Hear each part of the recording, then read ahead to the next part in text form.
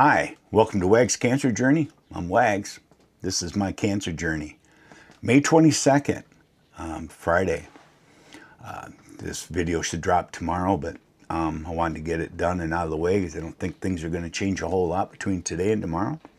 And I'll add today on next week's video or 2 weeks or whenever I tune in again.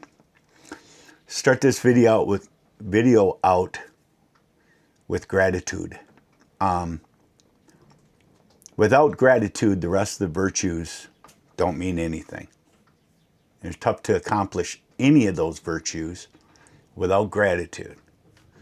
So gratitude needs to come first and foremost, and you need to do it every day, and you need to start your day with being grateful. And today, I'm grateful for a lot of things.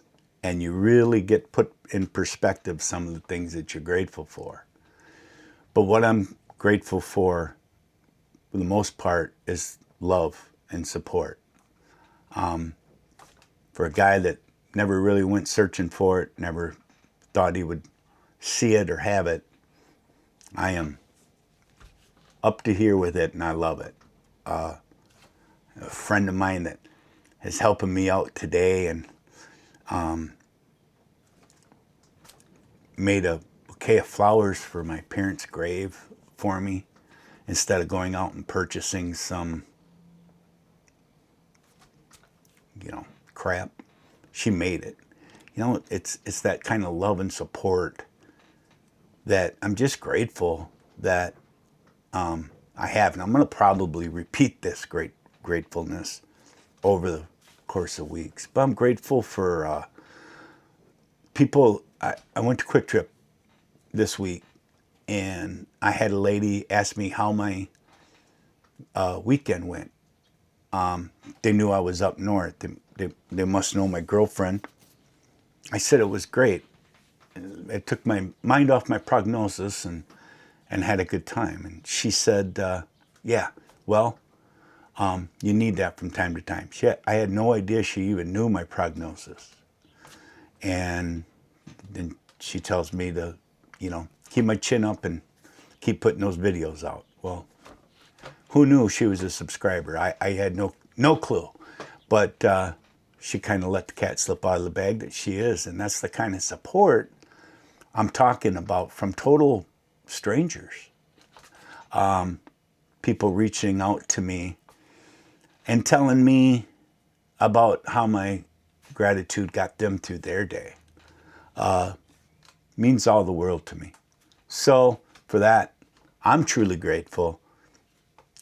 So let's get started with the week. Been a couple weeks since I've been on. This should be a short one, just to get you guys and gals up to date on everything that's going on with the cancer and the journey I'm doing with it. Go back to last week. I seen my last radiation on Tuesday the 13th, or Wednesday. Tuesday, the 12th, I did my last radiation on my chest. We will not see whether or not we were successful, the results from that, until I do a PET scan, which I believe is scheduled in June. So I'll be doing a PET scan then. That's going to show just how much bigger the cancer's gotten in my neck. Has it spread anymore through any more of the lymph nodes, which is the fear, obviously. Want to keep it from the major organs, if nothing else. Throat's bad enough. So then the 13th, I had chemotherapy and was to see Dr. Bruce. So went in real early, did labs. So then when I seen Dr. Bruce, she had already gotten my lab results. Test results looked okay. Some things could have been a little better, but pretty good from where I started with the chemo. She has a couple of concerns, which I'll get into in a few minutes. But for the majority of it, she was able to sign off, so I was able to go and do my treatment, which I did. Then after seeing her, I went down the hall, up a floor, what have you, and got my chemotherapy appointment and got my treatment.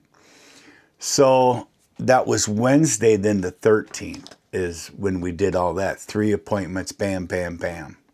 Was out of there around, I don't know, 10:30-ish, and left for the weekend, went up north, took a lot out of me, had a good time, but realized that some of the things that are going on with this cancer is finding out the new norms, what you're able to do, how long you're able to do it. It changes. So then I didn't have any more appointments than Thursday, Friday, obviously over the weekend. I was good up until the 20th, Wednesday. I introduced a new person to my team, and that was a psychologist they wanted me to see, and his name is Travis D. And Travis deals with oncology, psychology, which is different than the palliative care. I found that the palliative care deals a lot more with the spirituality of losing your life.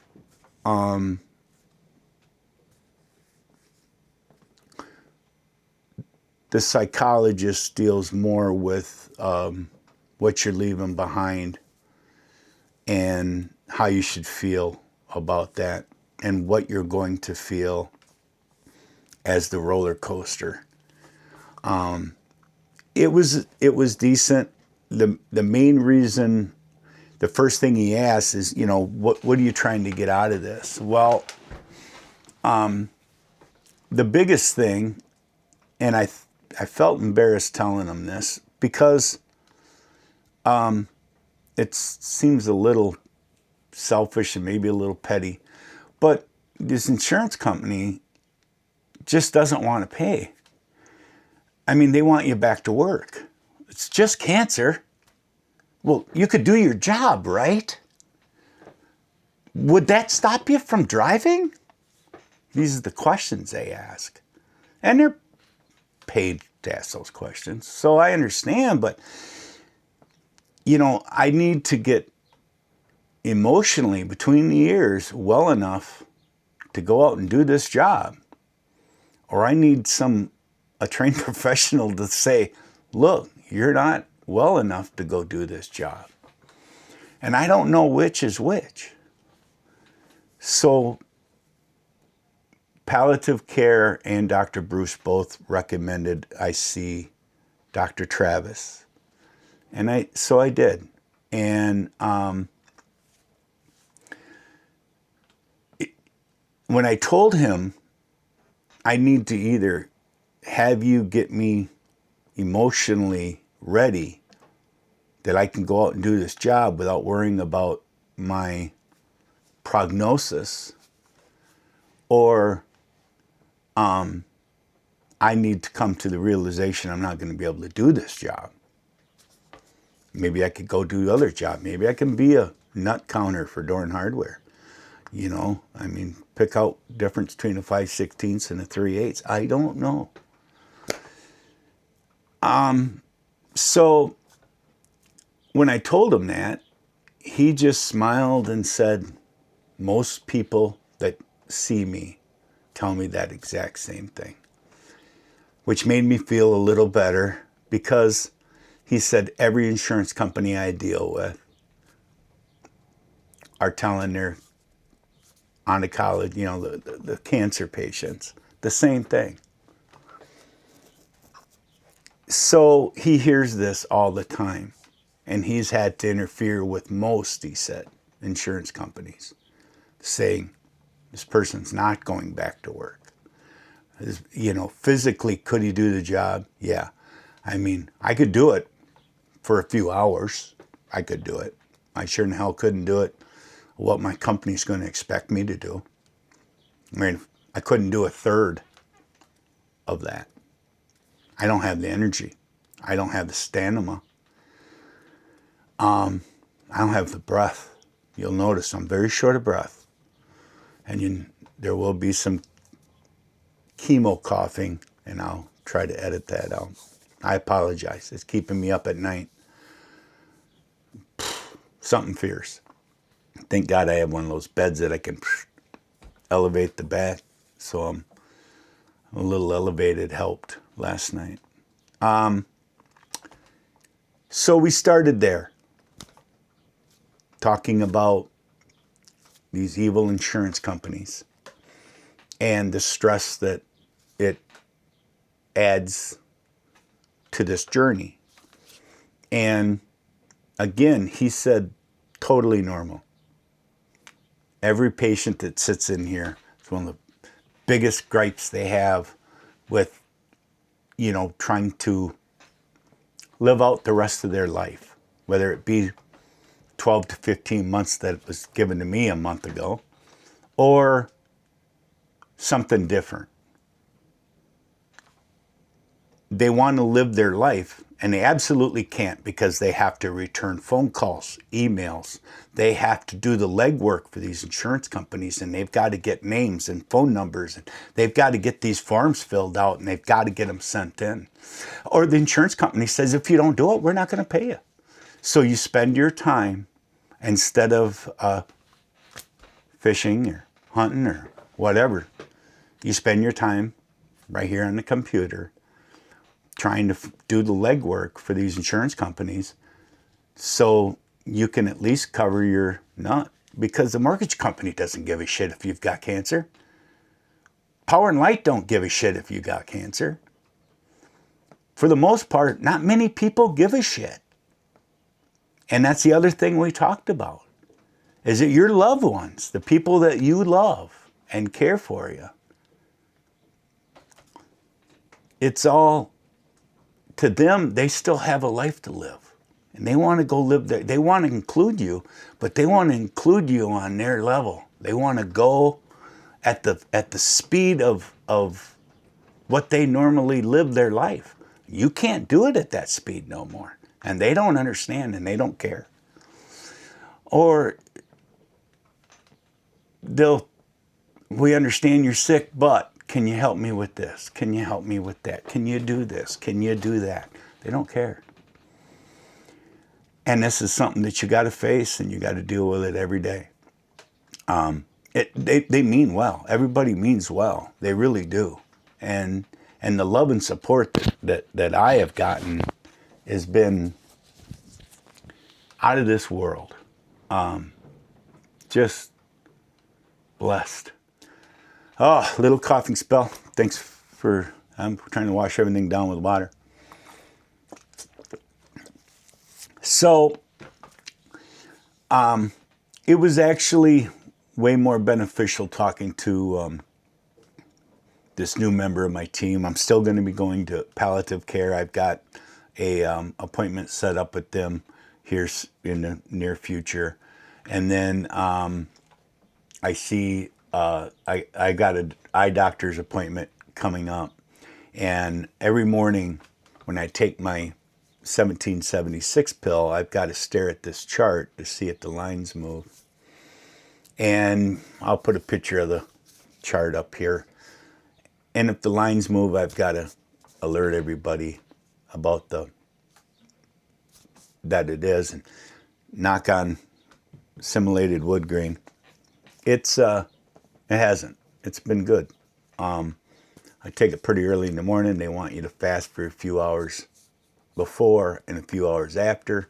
So I've been able to do that. Hopefully, by listening and abiding by what they're telling me, I'm hoping for results. Those results would end up being longevity and a good life. So again, we won't know about whether or not it's shrinking cancer, keeping it at bay, not growing as fast as they expected to. These would be all positive things. Obviously, the eye test hasn't been an issue so far. I'm hoping and praying that stays, and please keep that in your thoughts and prayers. That my eyes, it doesn't stop it. Again, this is going to stop August 31st, it sounds like, according to Dr. Bruce, because they're going to quit making this drug. But it's going to have done what it's going to do between now and then. I just would like to do it as long as I can. Like they described to me, it's the frosting on the cake. Well, I want to eat as much of the cake with frosting on it before I get to the cake without frosting. I mean, cake without frosting is still cake, let's face it. But the chemo's the cake. This pill's the frosting. Well, I want to eat cake with frosting as long as I can. She did say there's other studies that she could roll me into. Some of them are a little bit more intense. Then there's other experimental pills that I may be able to take. And I said, I don't care what flavor the frosting is. If I got to go from chocolate frosting to vanilla frosting or lemon frosting, I'm okay with that. Just get it frosted.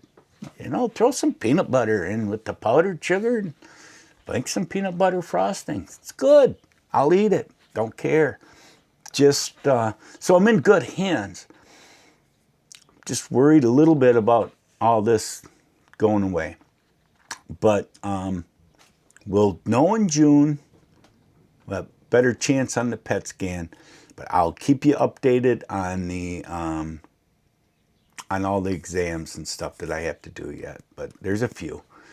So how do I feel? Well, Dr. Bruce was a little bit concerned about how short of breath I am.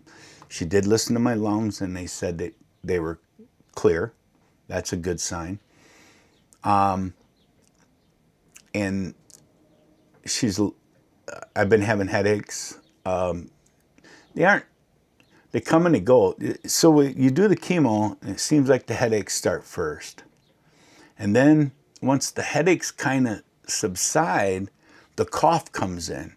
And you can cough to the point where it'll give you a headache. We've all had that happen. Well, this happens somewhat often.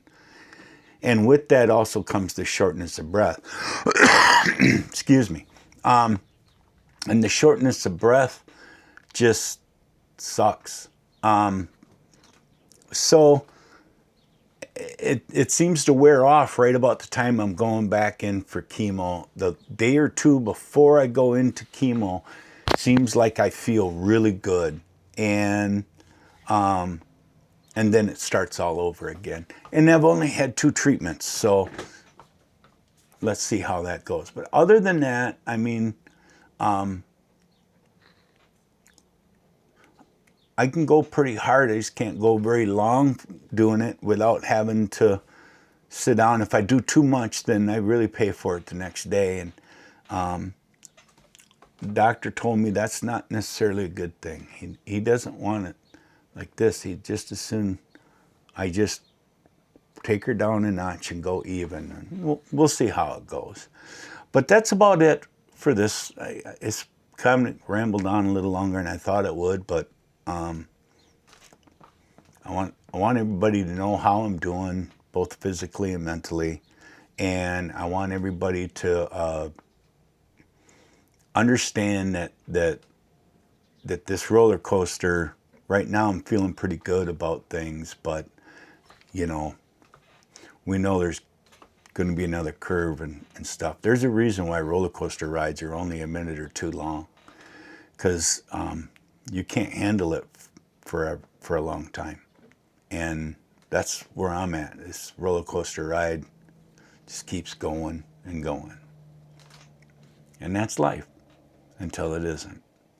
So for Jim, Wag's Cancer Journey, I want you to take care of each other, and we'll see you next time.